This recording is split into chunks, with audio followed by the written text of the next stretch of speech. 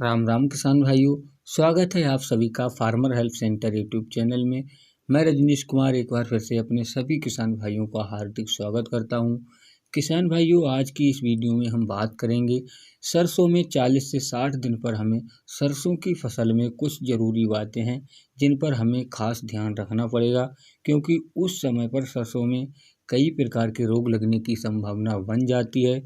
उस समय पर अगर हम अपने सरसों की सही ढंग से देखभाल नहीं करेंगे तो रोग व कीट लग सकते हैं, वहीं उत्पादन में भी नुकसान का सामना करना पड़ सकता है। तो बने रहिए हमारे साथ और वीडियो को अंत तक जरूर देखें, जिससे संपूर्ण जानकारी मिल सके। साथ ही अगर आपने अभी तक हमारे चैनल को सब्सक्राइब नहीं किया है तो सब्सक्राइब करके घंटी वाले बटन को जरूर दबाएं, ताकि कृषि संबंधित ऐसी ही जानकारी आपको समय समय पर मिलती रहे।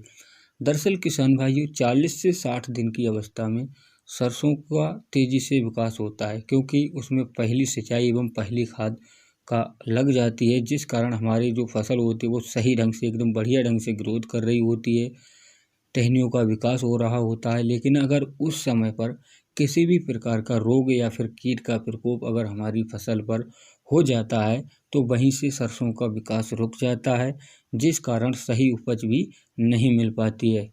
तो किसान भाइयों, सबसे पहले हम बात करेंगे इस समय पर लगने वाला सफ़ेद रोली रोग के बारे में, जो कि इसी अवस्था में शुरू होता है। ये सरसों का अति भयंकर रोग है।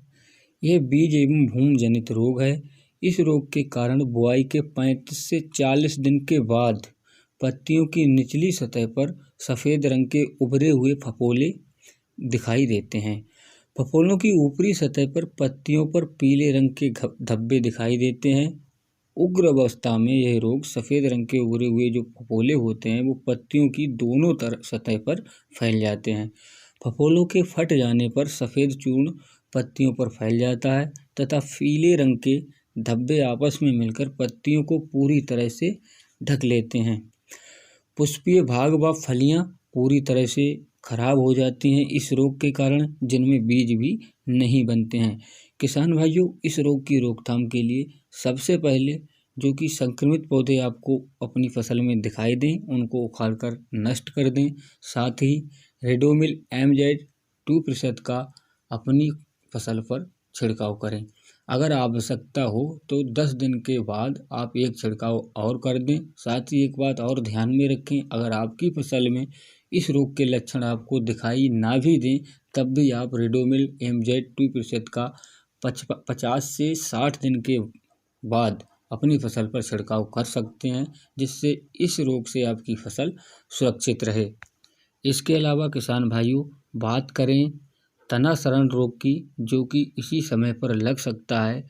किसान भाइयों, यह रोग आज के समय में सबसे खतरनाक रोग माना गया है। यह भूमि एवं बीज जनित रोग होता है। इस रोग के लक्षण सबसे पहले लंबे धब्बों के रूप में तने पर दिखाई देते हैं, जो कि तने पर कवक जाल के रूप में दिखाई देते हैं।